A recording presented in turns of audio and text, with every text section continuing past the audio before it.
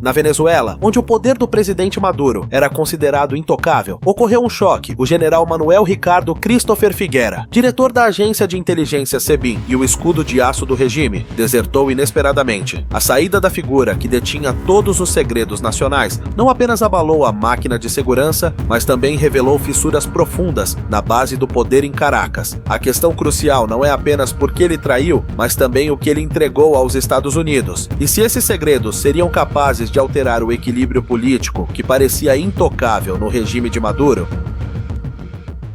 Manuel Ricardo Christopher Figuera nasceu em 1963 em Punta de Mata, vindo da carreira militar e ligado ao pensamento chavista desde cedo. Ele já havia protegido Hugo Chávez, depois tornou-se uma figura em quem Maduro confiava e em 2018 foi nomeado diretor do SEBIN, a mais poderosa agência de inteligência da Venezuela. E para entender por que uma figura, que já foi o braço direito do governo, escolheu dar um passo tão arriscado, é preciso olhar para o contexto mais amplo da política interna venezuelana. Antes de tudo, a corrupção interna é um fator-chave. Quando recursos estratégicos como petróleo ou ouro deixaram de ser geridos com transparência e passaram a se tornar interesses privados de um pequeno grupo, a confiança dentro do sistema foi inevitavelmente corroída. Foi justamente a diferença entre os ideais propagados e a realidade do funcionamento que fez até os mais leais começarem a vacilar. Além disso, a presença profunda dos conselheiros cubanos criou uma pressão especial. Quando as decisões cruciais de segurança e inteligência precisavam ser aprovadas por Havana, muitos oficiais de alta patente sentiram que a Venezuela havia perdido parte de sua autonomia. Isso não apenas reduziu a legitimidade da máquina estatal, mas também inflamou os conflitos latentes sobre a soberania nacional. Não parando por aí, Figuera também testemunhou de perto o forte contraste na vida cotidiana. A família Maduro, vivendo no luxo com supercarros, viagens internacionais e marcas caras, enquanto a maioria dos venezuelanos carecia de alimentos, medicamentos e serviços básicos. Ele ainda mencionou um grupo chamado Los Lost Chaos, os filhos fora do casamento de Maduro. Segundo Figuera, esse grupo participava de lavagem de dinheiro, tráfico de drogas e movimentação de ativos ilegais, fornecendo assim financiamento para campanhas políticas e comprando lealdade dentro do sistema. Isso mostra que a corrupção não estava apenas no topo da liderança, mas também penetrava na própria família presidencial, transformando o poder em uma rede fechada de interesses. Aos olhos de Figuera, essa injustiça e dependência já não eram anomalias isoladas, mas sim a essência do regime. Sua decisão, portanto, pode ser vista como um ponto de virada, de despertar político, não apenas virar as costas a um líder individual, mas também um aviso de que quando a corrupção, a dependência e a injustiça social se acumulam o suficiente, qualquer elo da máquina pode escolher abandonar e, assim, abalar todo o sistema. O ponto notável na deserção de Figuera não é apenas a forma como ele partiu, mas o fato de que todo o processo expôs as brechas em um mecanismo que era visto como de controle absoluto. Para se proteger, Figuera estabeleceu um canal secreto de comunicação com parceiros estrangeiros como uma camada de segurança contra riscos, ao mesmo tempo em que ativou uma rede de aliados para atrasar a ordem de captura e fornecer informações de dentro.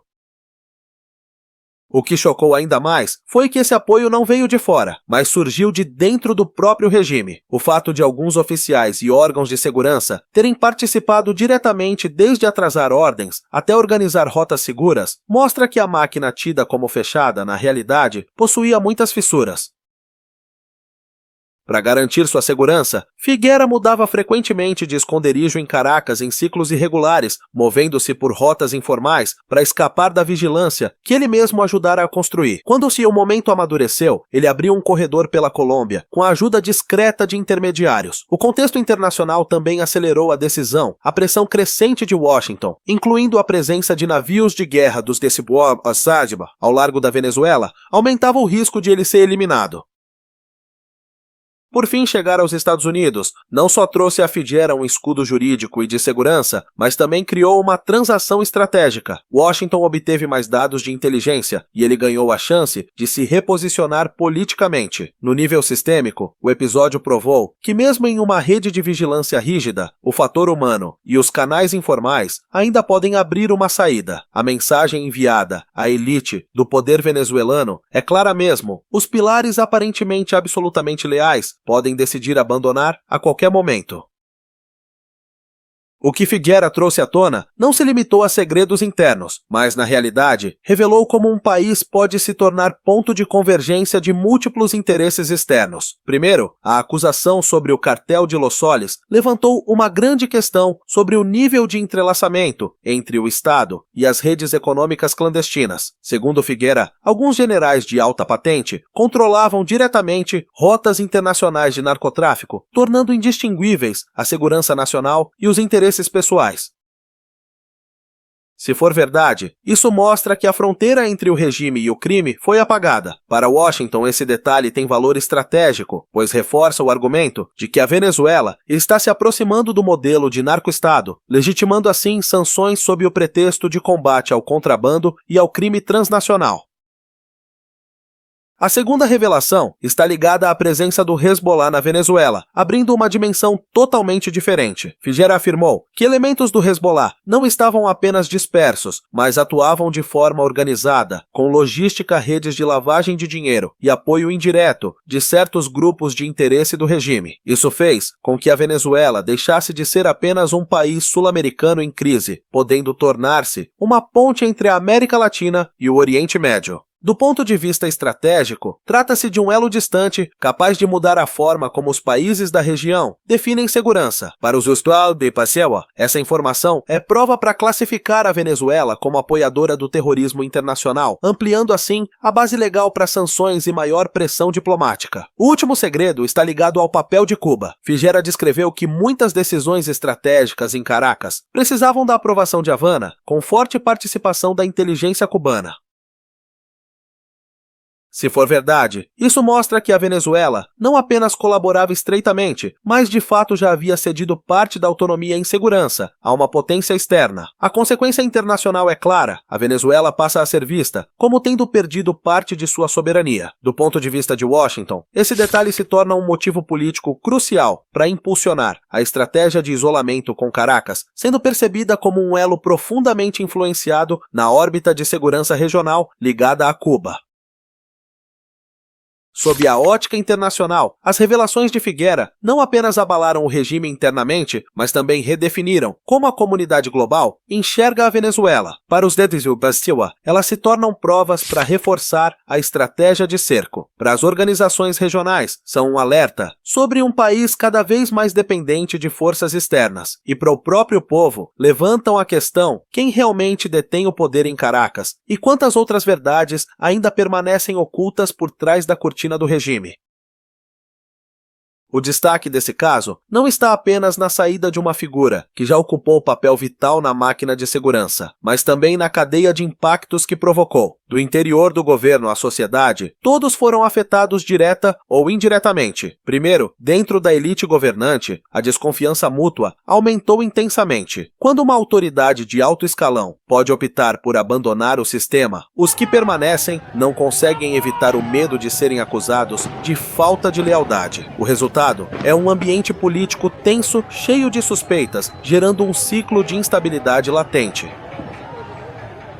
Paralelamente, mudanças repentinas de pessoal e reestruturações inesperadas reforçaram a sensação de incerteza. Na prática, após a deserção de Figueira, o governo lançou campanhas internas de expurgos em larga escala. Em vez de apenas substituir cargos, muitos oficiais e agentes foram presos secretamente ou desapareceram, sem deixar registro oficial. O clima de desconfiança se espalhou, transformando a lealdade em armadilha hoje aliado, amanhã totalmente possível virar alvo.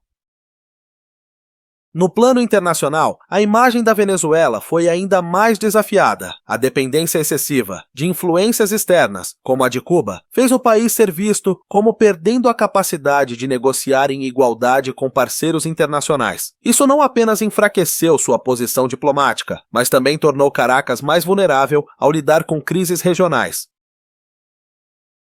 Na esfera social, o contraste entre a vida cotidiana da população e o luxo da elite governante ficou ainda mais evidente. Enquanto a maioria da população enfrentava a crise econômica, esse desequilíbrio intensificava a insatisfação e diminuía a confiança no regime.